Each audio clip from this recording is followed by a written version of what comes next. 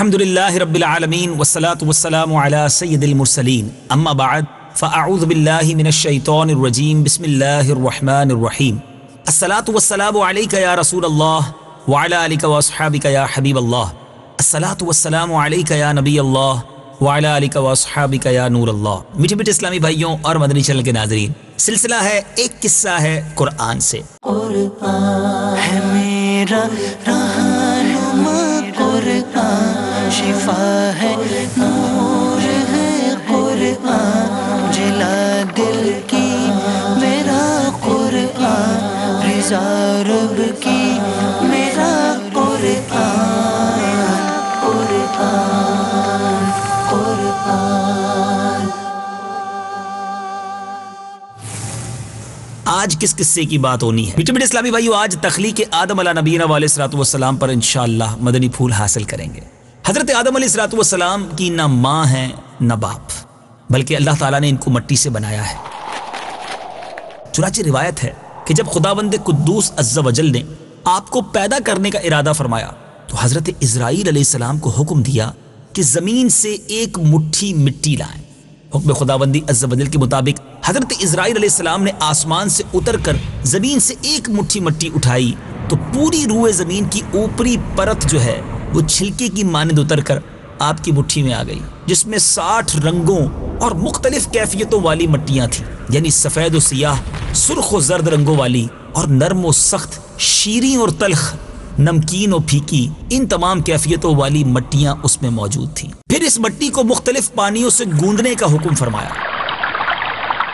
چنانچہ ایک مدت کے بعد یہ چپکنے والی بن گئی، پھر ایک مدت کے بعد یہ گوندی گئی تو کیچڑ کی طرح بودار گارا بن گئی، پھر یہ خشک ہو کر کھن کھناتی اور بجتی ہوئی مٹی بن گئی۔ پھر اس مٹی سے حضرت آدم علیہ الصلوۃ والسلام کا پتلا بنا کر جنت کے دروازے پر رکھ دیا گیا، جس کو دیکھ کر فرشتوں کی جماعت تعجب کرتی تھی، کیونکہ فرشتوں نے ایسی شکل و صورت کی کوئی مخلوق پہلے دیکھی ہی نہیں تھی۔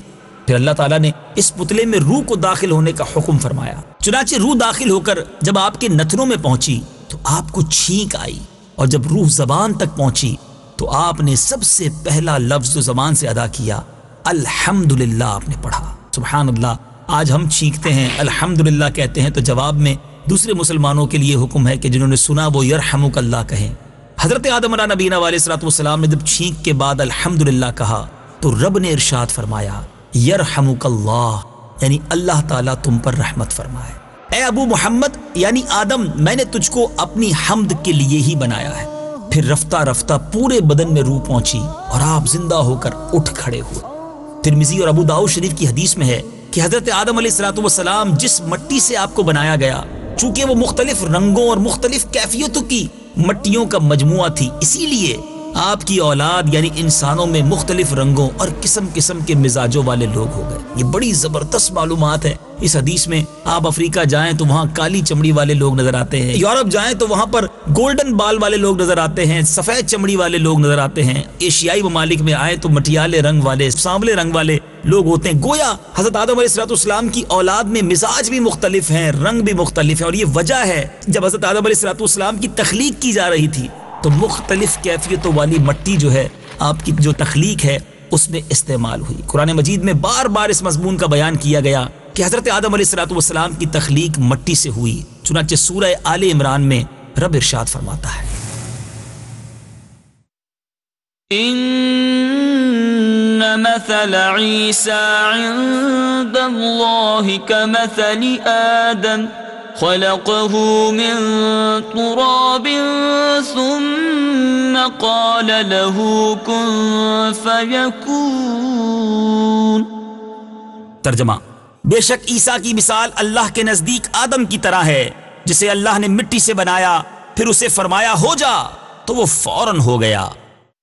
دوسری آیت میں اس طرح فرمایا انا خلقناهم من طین لازب۔ ترجمہ، بے شک ہم نے انہیں چپکنے والی مٹی سے بنایا، اور کہیں یہ فرمایا وَلَقَدْ خَلَقْنَا الْإِنسَانَ مِنْ صَلْصَالٍ مِّنْ حَمَإٍ مَسْنُونٍ۔ ترجمہ، اور بے شک ہم نے انسان کو خشک بجتی ہوئی مٹی سے بنایا جو ایسے سیاہ گارے کی تھی جس سے بو آتی تھی۔ تو اے میرے میٹھے اسلامی بھائیوں، جب حضرت آدم علیہ السلام کو رب عز و جل نے بہشت میں رہنے کا حکم دیا، جنت میں رہنے کا حکم دیا، تو آپ جنت میں تنہائی کی وجہ سے کچھ ملول، کچھ افسردہ ہوئے۔ اللہ تعالیٰ نے آپ پر نیند کا غلبہ فرمایا اور آپ گہری نیند سو گئے۔ تو نیند ہی کی حالت میں آپ کی بائیں پسلی سے اللہ تعالیٰ نے حضرت حوا رضی اللہ تعالیٰ عنہا کو پیدا فرمایا۔ جب آپ نیند سے بیدار ہوئے تو یہ دیکھ کر حیران رہ گئے کہ ایک نہایت ہی خوبصورت اور حسین و جمیل عورت آپ کے پاس بیٹھی ہوئی ہے۔ آپ نے ان سے فرمایا کہ تم کون ہو اور کس لیے یہاں آئی ہو؟ تو حضرت حوا رضی اللہ تعالیٰ عنہا نے جواب دیا کہ میں آپ کی بیوی ہوں اور اللہ تعالیٰ نے مجھے اس لیے پیدا فرمایا ہے کہ آپ کو مجھ سے انس اور سکون قلب حاصل ہو، مجھے آپ سے انسیت اور تسکین ملے اور ہم دونوں ایک دوسرے سے مل کر خوش رہیں اور پیار و محبت کے ساتھ زندگی بسر کریں اور اللہ عز و جل کی نعمتوں کا شکر ادا کرتے رہیں۔ قرآن مجید میں چند مقامات پر اللہ تعالیٰ نے حضرت حوا رضی اللہ تعالیٰ عنہا کے بارے میں جو ارشاد فرمایا، اس میں سے ایک آیت سنتے ہیں۔ وَخَلَقَ مِنْهَا زَوْجَهَا وَبَثَّ مِنْهُمَا رِجَالًا كَثِيرًا وَنِسَاءً۔ ترجمہ، اور اسی میں سے اس کا جوڑا پیدا کیا اور ان دونوں سے کثرت سے مرد و عورت پھیلا دیے۔ اے میرے میٹھے اسلامی بھائیوں، حضرت آدم و حوا علیہ السلام کی تخلیق کا واقعہ مضامین قرآن کے ان دلچسپ اور حیرت ناک واقعوں میں سے ہے جن کو پڑھتے ہیں تو رب عز و جل کی قدرت کا احساس ہوتا ہے، جس کے دامن میں بڑی بڑی عبرتوں اور نصیحتوں کے گوہر آبدار کے انبار پوشیدہ ہیں، جن میں سے چند مدنی پھول آپ کی طرف بڑھاتا ہوں۔ اللہ تعالیٰ نے حضرت آدم علیہ السلام کو مٹی سے بنایا اور حضرت حوا رضی اللہ تعالیٰ عنہا کو حضرت آدم علیہ السلام کی پسلی سے پیدا فرمایا۔ قرآن کے اس فرمان سے یہ حقیقت عیاں ہوتی ہے کہ خلاق عالم یعنی اللہ عز و جل نے انسانوں کو 4 طریقوں سے پیدا فرمایا۔ نمبر 1 یہ کہ مرد اور عورت دونوں کے ملاپ سے، جیسا کہ عام طور پر انسانوں کی پیدائش ہوتی ہے، اور اس بات کو بھی قرآن مجید میں بڑے پیارے انداز میں ذکر کیا گیا۔ آئیے سنتے ہیں۔ إِنَّا خَلَقْنَا الْإِنسَانَ مِن نُطْفَةٍ أَمْشَاجٍ۔ ترجمہ، بے شک ہم نے آدمی کو ملی ہوئی منی سے پیدا کیا۔ دوسرا یہ کہ تنہا مرد سے ایک انسان پیدا ہو، اور وہ حضرت حوا رضی اللہ تعالی عنہا ہیں کہ اللہ تعالیٰ نے ان کو حضرت آدم علیہ السلام کی بائیں پسلی سے پیدا فرمایا۔ سوم یعنی تیسرا یہ تنہا ایک عورت سے کہ ایک انسان پیدا ہو، اور وہ حضرت عیسیٰ علیہ السلام ہیں جو پاک دامن کنواری بی بی مریم رضی اللہ تعالی عنہا کے شکم سے بغیر باپ کے پیدا ہوئے۔ اور چوتھا یہ کہ بغیر مرد و عورت سے بھی ایک انسان کو اللہ عز و جل نے پیدا فرمایا، اور وہ کون ہے نا سوال؟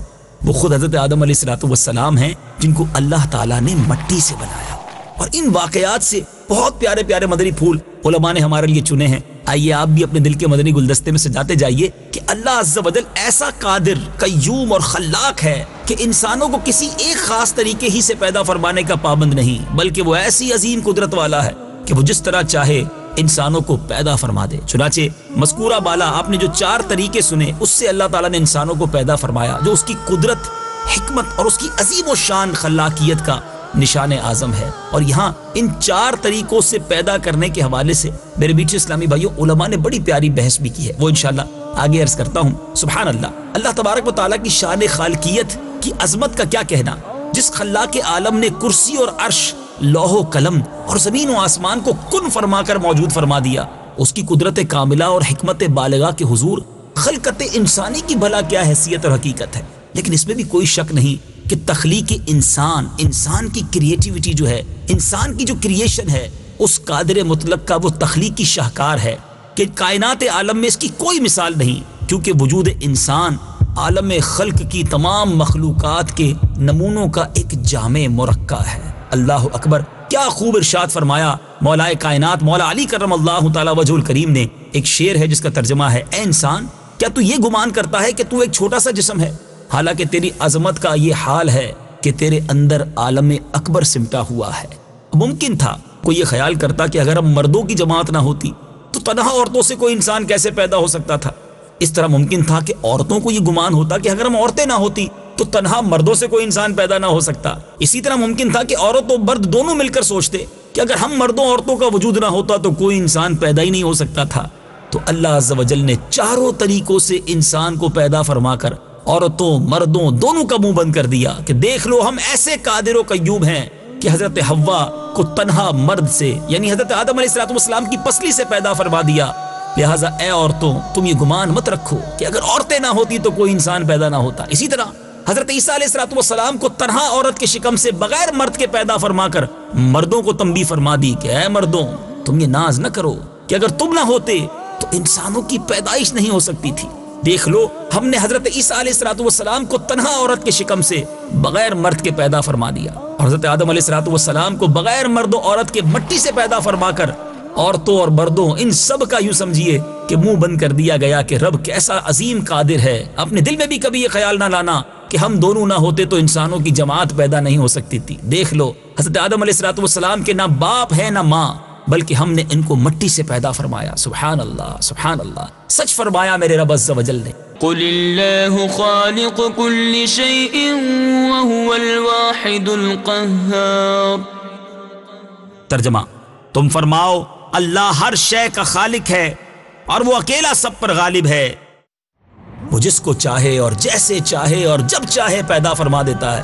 اس کے افعال اور اس کی قدرت کسی اسباب و علل اور کسی خاص طریقوں کی بندشوں کی محتاج نہیں ہے. وہ فعال لما یرید ہے یعنی وہ جو چاہتا ہے کرتا ہے. یعنی جس چیز اور جس کام کا وہ ارادہ فرماتا ہے اس کو کر ڈالتا ہے. نہ کوئی اس کی مشیت میں دخل انداز ہو سکتا ہے نہ کسی کو اس کے کام میں چون و چراں کی مجال ہو سکتی ہے. اللہ اللہ اللہ, اللہ کریم کی قدرت کا کیسا عظیم شاہکار ہیں حضرت آدم علیہ السلام اور ان کی تخلیق. اور قرآن میں یہ باتیں جا بجا موجود ہیں. اللہ مجھے اور آپ کو خوب قرآن کی تلاوت کا جذبہ نصیب فرمائے. قرآن پڑھتے جائیں تو رب کی عظمت رب کی شان مزید دل میں گھر کرتی جاتی ہے. ہم رب کریم سے دعا کرتے ہیں کہ اللہ تعالی ہمیں اپنی سچی محبت سے بہرہ مند فرمائے. آمین بجاہ النبی الامین صلی اللہ تعالی علیہ وسلم.